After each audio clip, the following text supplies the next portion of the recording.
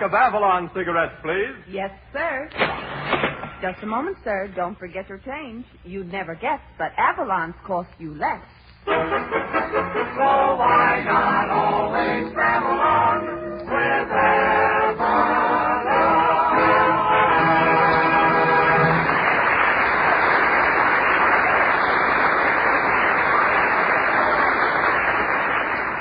Good evening, friends. Good evening. This is Del King saying welcome to Avalon Time with Red Foley, Edna Stillwell, Jeanette, the Avalon Chorus, Bob Strong and his orchestra, and Red Skelton. The orchestra opens the program with Take What You Do.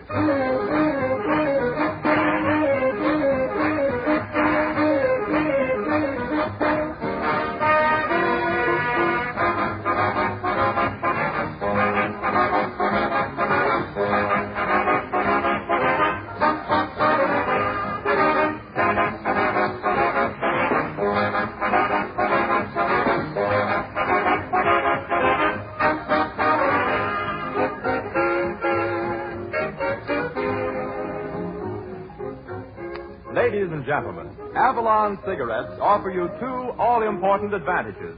Outstanding quality, amazing money-saving economy. Points of superiority that make Avalon stand apart ahead of others. Now first, the quality. Avalons are positively unsurpassed. They're made from the finest Turkish and domestic tobaccos, blended to perfection. In fact, you couldn't get finer quality tobacco in any other cigarette, regardless of price, regardless of brand. Next, economy. Avalon's cost 3 to 5 cents less per pack than other popular price brands, a saving that will net you many, many extra dollars. So the next time you need cigarettes, remember Avalon's give you highest quality at a worthwhile saving. Give them a trial. You'd never guess they cost you less.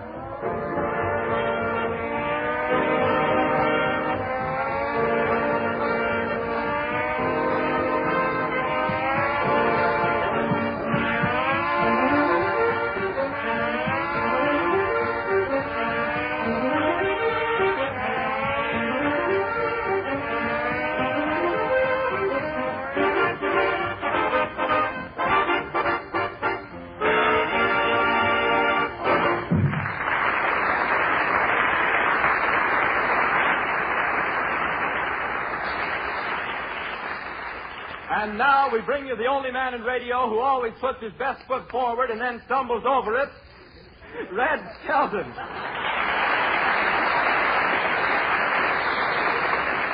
Thank you very much, and good evening, ladies and gentlemen. Say, Del, just before we went on the air, did I hear you tell the cast that I had a very thick head of hair? Yes, but I don't believe I mentioned your hair. You don't bother me tonight. I feel great tonight. I just got back from the Lewis and Galento fight in New York City. Lewis against Galento. It was a case of youth versus aged in the wood. Oh, but both fighters had a marvelous physique. Lewis looked streamlined, and Galento was keg-lined. There were a lot of celebrities there. Jim Farley, Marilyn LaGuardia. Jim Farley thought that Joe and Tony were playing post office for his benefit. They both kissed the canvas. Grover Whalen, the big World Fair man, he was there, incognito. He didn't want anybody to recognize him, so he didn't use his private box. He sat out in the main aisle on a big white ball. He writes up to me and he says, "How they taking it out in Chicago?" Remember we had a World's Fair here, too? I didn't get it either. But the referee called both fighters to the center of the ring to give them their instructions, and when Galento found out that it was illegal to hit below the belt, he came out wearing a pair of turtleneck trunks.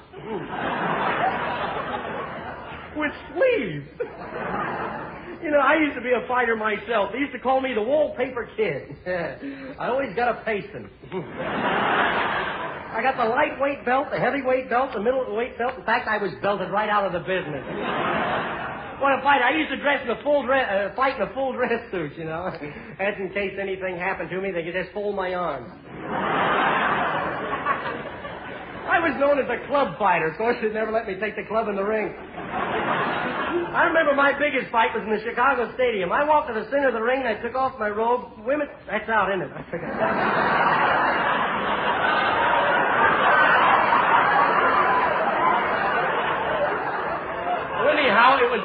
Fort Mac. There.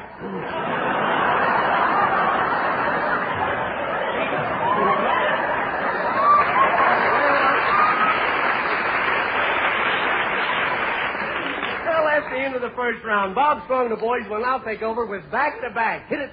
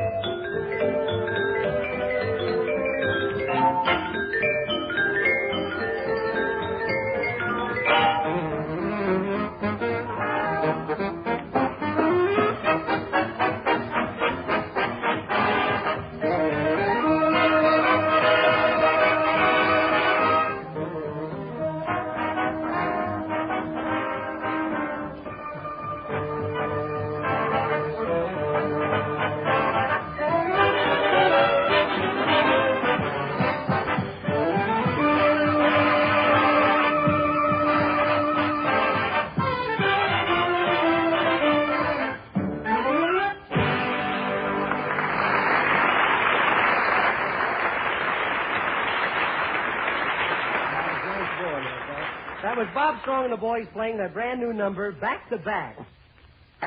Sort of a stud polka. I happened to think of that when I looked up and saw the audience was full house. Well, it's kind of hot tonight, huh? Oh, you sure are, Skelton. I could tell you were hot when the corn started popping. Say, Del, did you notice the big hand that Bob Strong got after that last number? I sure did, Red. He got it strictly on merit, too. Oh, yeah, sure. All he did was stand there and wave his baton with an American flag on the end of it. Oh, you're not doing so bad yourself tonight with that red hair, white tie, blue coat, and red, white, and blue striped trousers. Yeah. Do you like it? It's the little thing I knitted between rehearsals. I put it together in honor of 4th of July. Oh, well, listen, if you're trying to be Uncle Sam, where are the whiskers? The whiskers are on Skelton's jokes. Don't tell me I know. It's Roger, the fiddle player. How are you tonight, Roger, my little chronic critic? Hello, Skelton. Say, I could use you on the 4th of July. Excuse me, what for? I'm going to light some firecrackers, and I need a little punch. Yeah. Say, you know, I'll win this guy over, Del. I'm going to treat him nice. I'll kill him with kindness. And if that don't work, I'll just kill him. Hello, boys. Oh, Edna. Say, how do you like my red, white, and blue striped outfit, huh? Well, stop turning around. You look like a barber pole. Say, Dad, is the program going off for the summer so you can take a vacation? No, not a chance. What do you think the radio audience would say if Skelton went off? They'd say, there goes the show-off. Hey, come to think of it, I do need a vacation. A summer program. Hey, that's an idea. I wonder where we could dig up somebody to replace me. You might try the cemetery. Yeah. I think we got enough deadbeats on here now. Look. Vacation time, though. Little red schoolhouse. I remember when I left the 6th grade. Good old 6th grade. I'll never forget it. No more books for 3 months. Just swimming and playing. Then fresh as a daisy, back to the 6th grade.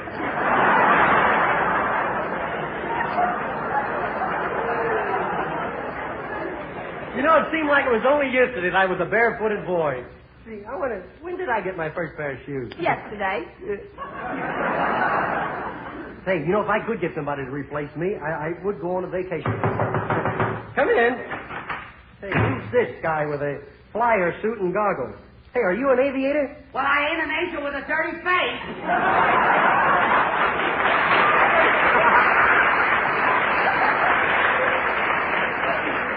Hercules, an aviator. Oh, goodness me, yes, Mr. Skelton. And you know, it's just oodles and oodles of fun being a cloud hopper. You want to go for a ride? No, not me, boy. It's too bumpy up there. Well, good heavens, do what I do. What do you do? I use an air cushion for my undercarriage. Mr. Skelton, you love it up in the clouds. Yeah? Why, you just don't know what living is till you get a bird from an eagle. Say, your face looks a little flushed, Turkey. What's the matter? You too warm? Oh, mercy me, no. You see, this suit I've got on is lined with fur, and it just tickles me pink. Well, I have to rush back to the airport, Mr. Skelton. Yeah? You see, I'm all in a jither. Why? Well, I've got to do some blind flying, and I never touched the stuff.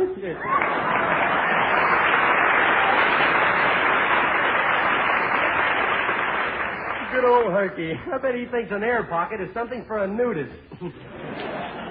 Hey, Red. Look who's here. Bill Thompson, the old-timer from Fibber McGee and Molly's program. Well, look who's here. Hello there, Johnny. Hello, daughter. How you feeling, old-timer? Me, well, I'm fit as a fiddle and ready for... Say, what are you doing tonight? You're still romantic, eh, old-timer? Say, just how old are you, old-timer? Well, now, let's see. Back in the days of 49... Hey, now, wait a minute. Huh? Next thing you know, you'll be telling us you voted for Lincoln. Voted for him? I held him on my lap. Now, wait a minute. That'd make you 120 years old. Now, you don't look that old to me. Can I help it if I live clean, Johnny? Well, say, old-timer, do you think you could put on a radio show so I could take a vacation this summer? Sure could, Johnny. Got some good Western stuff, and I could do a program called Death Valley Days. You can't do that. Hey! I say you can't do that. There's a program on the air now called Death Valley Days. Maybe you might put on one and call it Rudy Valley Night.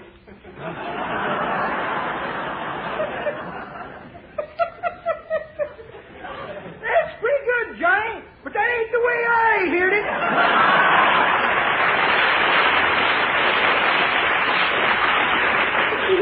The way I heard it, one feller says to the other feller, what's the doctor say about that boy of yours who swallowed the lighted firecracker? Don't know, says t'other feller. We're waiting for the report. Well, don't take any wooden Nickelodeons, Johnny. Excuse me, folks. I got to make a speech to the old Republicans entitled Life Begins at 1940.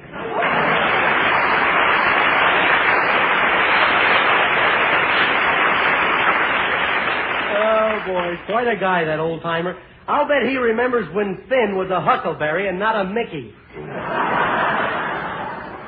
Listen, Red, do you think you really need a vacation? Need one? Yeah. Say, this radio work's killing me. Oh, just a half hour a week with maybe another half hour with your writers on the script? Yeah, what do you mean, a half hour on the script? Look, when we finished the script Monday, it was so late Tuesday morning, I didn't get to bed Wednesday afternoon till Thursday evening at 10 o'clock Friday night. Well, if that's the case, how about letting me take over the program for the summer? Now, I could... Well, Just a minute. Well, it's my voice instructor, Professor Tommy Mack. Yes, and I'm just the guy to take your place on the air. Yeah? Why, I can teach everybody in the country the proper way to speak. Sure going to sound funny when the president starts a fireside chat by saying, my friend... Don't be so stupid. That's what he always says. Say, look, Professor, you couldn't teach people to speak. There's not the... Look, let's hear you say, she sells seashells down by the seashore. Oh, that's a sin. Go ahead, sir. She sells.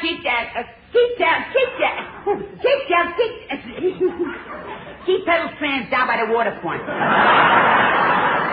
It's a same thing. Yeah, deep pedal clam down at the waterfront.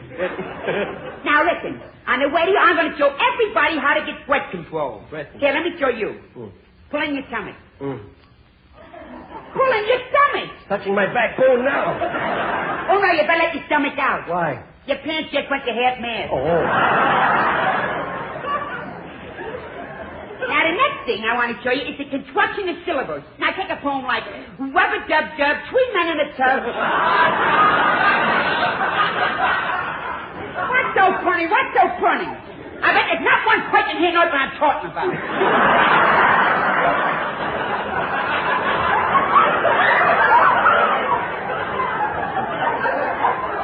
Well, I want you to pay strict attention because I'm going to ask some questions when I'm through. So once again, rub-a-dub-dub, three men in a tub. Who do you think was there? The butcher, the baker, the candlestick maker. Hey, Screwball, you're getting my hair. Why that fiddle player shut his throat? Why, is he talking or something? Why, you put that guy right next to what? He's trying to make a dope out of you. Why, that's him on a Hollywood. Why, you slick his throat? Don't get excited. Excited? Who's excited? I'm not excited.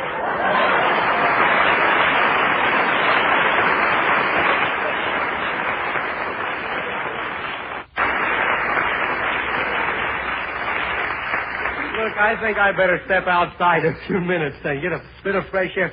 Say, Red Foley, how about singing a beautiful number, Chapel in the Moonlight? All right, Red, here it is.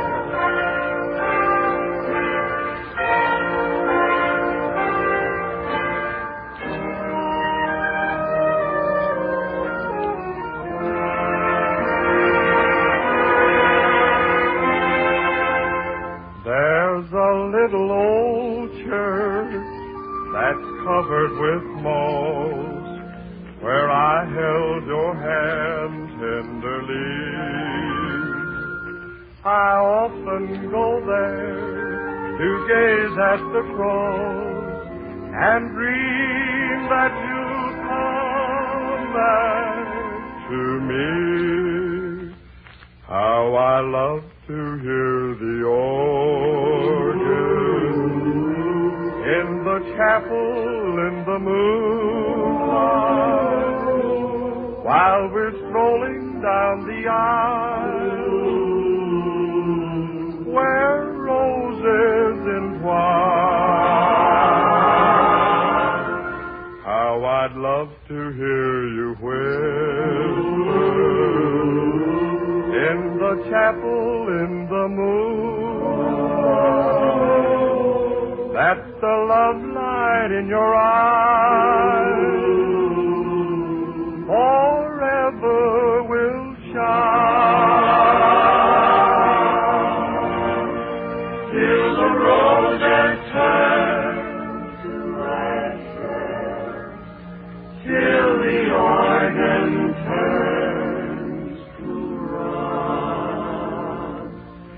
If you never come,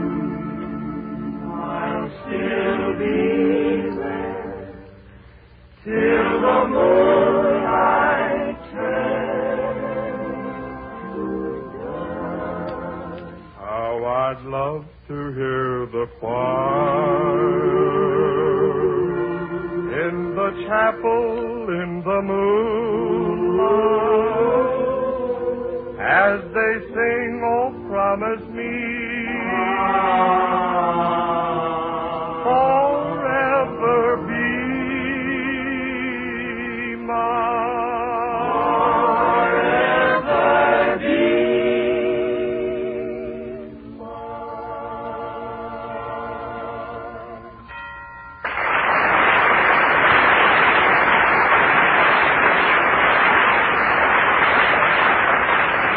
Oh, that was really swell. That was nice going there, Red Foley. Say, Del, are there any more candidates around for the summer program? Oh, yes, indeed there are. There's one gentleman here that we all know, Red. Who's that? None other than that, the one and only, known from coast to coast. He has his picture in every post office in the country. That's time, 41. Well, Horatio K. Boomer. Oh, yeah. Hello, my boy. I just got the program to take your place for the summer. Kitty's program entitled Cozy Little Chats for Nosy Little Darling. That sounds all right, Boomer, as long as you don't do the Rover Boys at Reform School. Say, just a minute here. Have you got a script ready? Oh, a script. Script, certainly. Let's see, where to put that script? Right here in my pocket. Just a minute, my boy, while I look. Radio script. Here's a letter from a Georgia boy doing 5 at Atlanta. Doing fine at Atlanta. Let's see. Oh, well, one of my drawings. A hangnail sketch of a hangman's news. Lines are a bit shaky. I sketched them while riding a fast-moving rail out of town. Yes, indeed. A little pamphlet on how to remove tar and feathers. Comes in very handy at times. And a punch board. You wouldn't care to throw a left hook at it, would you? No, come on. Where's the radio? Oh, take it easy, Carrot Top. I'll find it as soon as I can. Let's see, I got here a pocket knife with attachments including a hacksaw, jimmy, blackjack, and a glass cutter. Handy little tool. Wonder what this knife blade is for. I was to figure that out. An interesting book on how to start a fire by Orson Welles.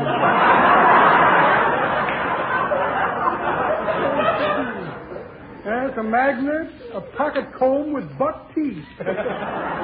A check for short beer. Well, imagine that. No radio script. Must have left it at the board meeting. Nice chaps on that parole board. Must go back and get it. Hope I remember the name I gave him. Funny how I go through life making an alias out of myself.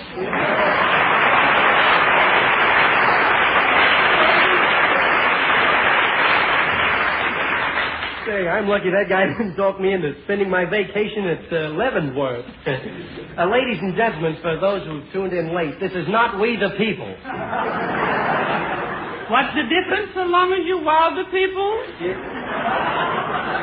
Now they're starting to jump out from behind gags. Now don't tell me you've got a program to replace this one. Certainly.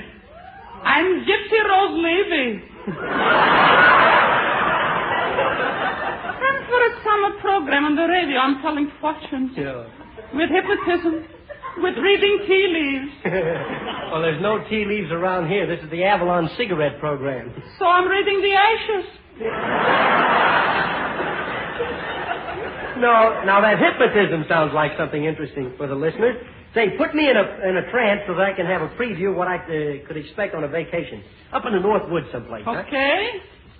Just tell yourself where you want to go, and so soon you're in the sentence, I'll have you in a transom.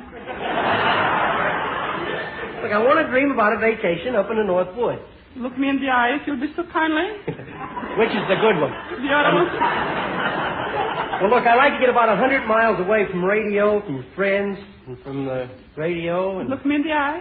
From my friends and from scripts. And... Am I astonished? It worked.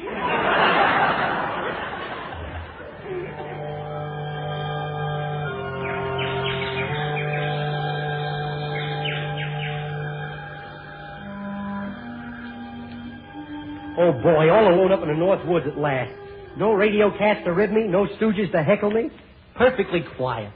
Boy, this is the life. Let's see, what shall I fix to eat?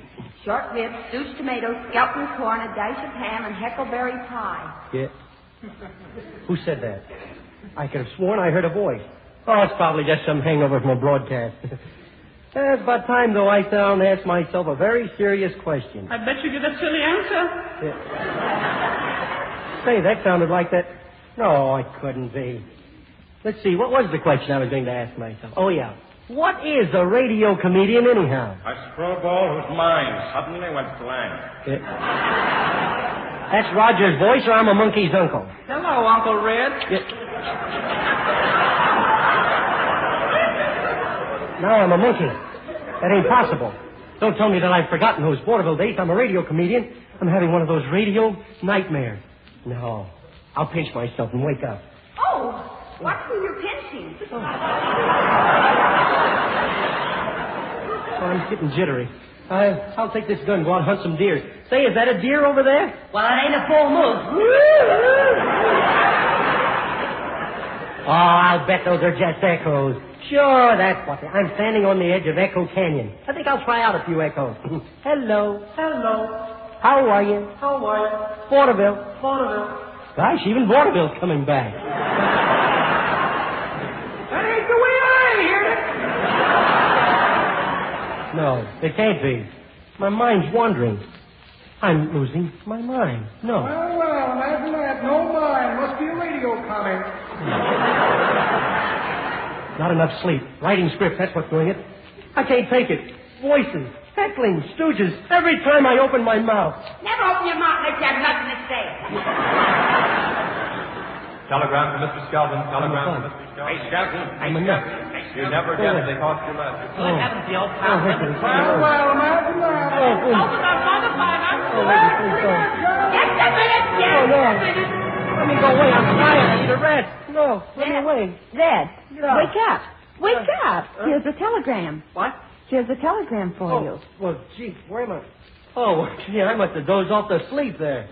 Phew, boy, what a dream I just had. What? Here's a telegram for you from the radio critics. Radio critics, let's see what it says. It says, don't take a vacation, Skelton. We need you for the hot summer months. Because you're the only man in radio who always leaves his audience cold.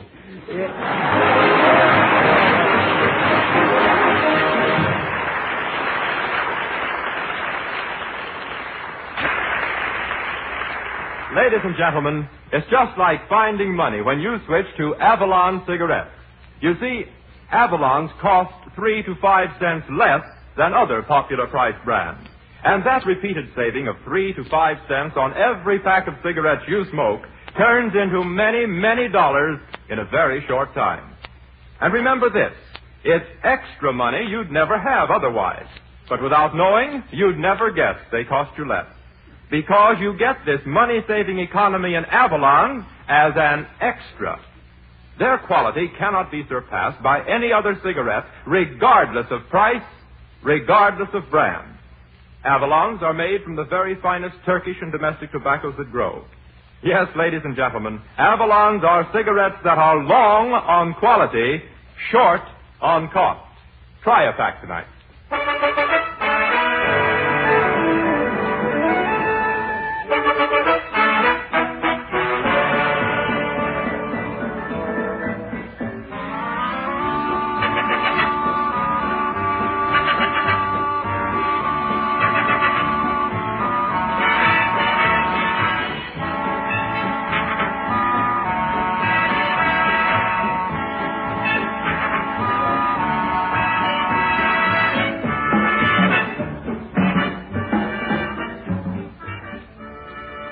Well, I guess that's about all for the...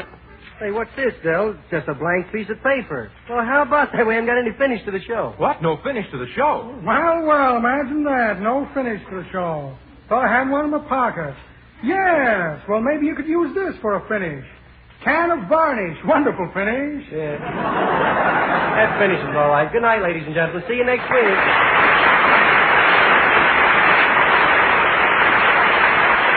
Remember, friends, during the week when you ask for Avalon, Don't forget your change. So why not always travel on with Avalon?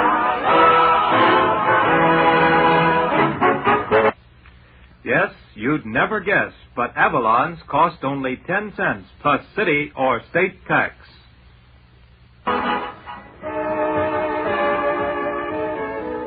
Be with us next Saturday evening at the same time when the Brown and Williamson Tobacco Corporation will again present Avalon Time. The characters of Horatio K. Boomer and the Old Timer were portrayed by Bill Thompson through the courtesy of the makers of Johnson's Wax. Del King speaking. Good night.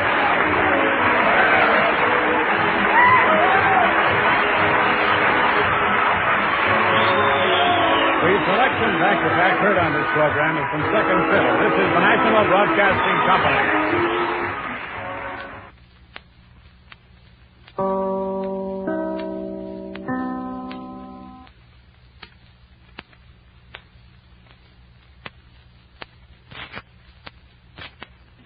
WEAF, New York.